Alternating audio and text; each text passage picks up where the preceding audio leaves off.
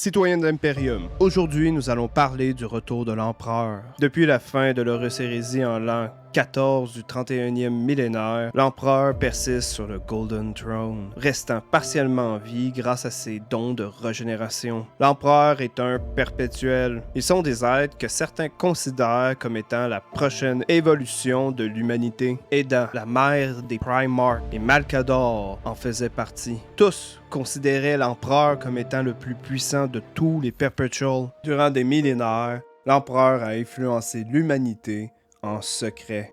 Les raisons sont multiples pourquoi l'Empereur a décidé de se révéler. La théorie la plus grande, l'Empereur, réalisant que l'humanité ne pourrait pas prospérer sans son aide, décida d'agir. Il créa les Thunder Warriors et commença ce que tout le monde connaît comme étant la guerre d'unification. Une guerre qu'à la fin victorieuse, l'Empereur créa les Custodes, ce que plusieurs pourraient considérer comme étant l'âge d'or de l'Imperium. L'âge d'or. L'Empereur a trahi ses Thunder Warriors, les a massacrés jusqu'au dernier avec l'aide des Custodes. Était-il réellement notre sauveur?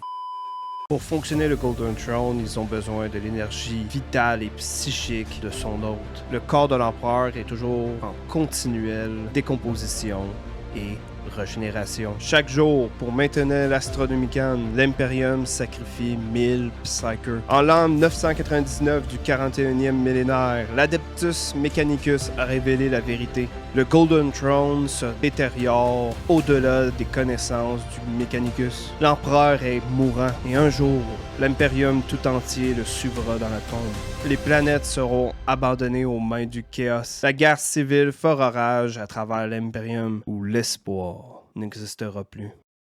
Pourtant, après la chute de Cadia, la force psychique de l'Empereur a décuplé. Les signes divins et psychiques de l'Empereur augmentent, persistent. Durant la chute de Cadia, plusieurs Guardsmen ont contemplé les Célestines combattre avec eux. La résurrection de Guilliman. Celui-ci a fait état de la présence psychique de l'Empereur durant la Plague War. Les cartes de tarot, des visions supposées. Et grâce à elles, nous avons eu la vision du retour de Lion L. Johnson, avec ses nouveaux pouvoirs lui permettant de voyager dans la galaxie via la forêt de Caliban.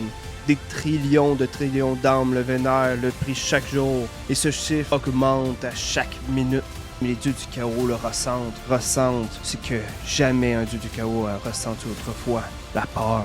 La peur d'échouer dans leur plan. L'Imperium se réunifiera derrière l'Empereur. Une croisade plus grande que la Great Crusade, plus grande que l'Indominus Crusade fera son apparition, où les Primarchs reviendront de leur cendre pour lider l'Imperium une dernière fois. The Last Crusade.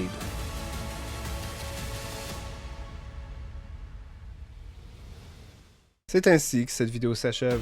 Partagez, laissez un commentaire et nous nous reverrons dans le prochain épisode du Maître des Archives. Et souvenez-vous toujours, nous servons tous l'Imperium. Et un jour, nous devrons tous se sacrifier pour lui.